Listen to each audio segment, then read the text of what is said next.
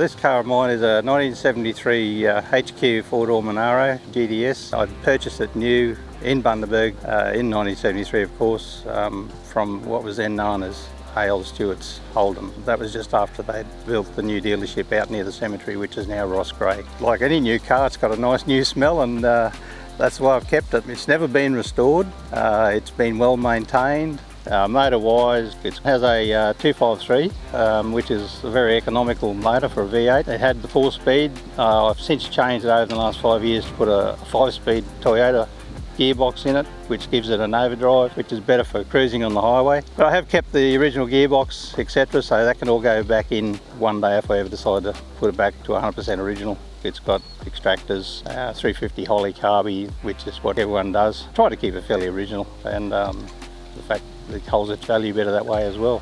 It's got a typical Holden V8 sound. It's not overly a noisy car. It's very quiet considering, because it does run the dual system, but I don't have any exceptionally loud mufflers on it.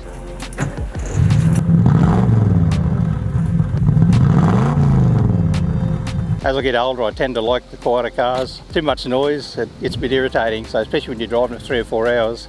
Great with the windows down on the highway, doing your 100k, it's just a beautiful feeling. I have done some modifications, probably more in the last 10 years than I did in the first 30 or 40 years of owning it, mainly for time restraints and lack of money back in the early years. Well, the colour is actually called orchid. It is a difficult colour to describe, and people call it pink. General Motors did actually bring a pink car. They called it Strike Me Pink, and when you see the two together, there's nothing like each other. So, but that is its original colour as it came out the factory, and like I say, I've always liked that colour, so I've kept it as that.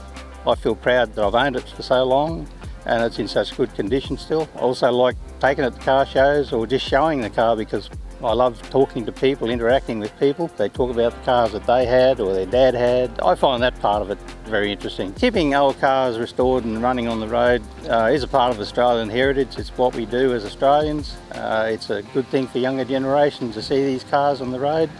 It's like anything old. If someone doesn't look after them and keep things out there, well, nobody knows what their past has been.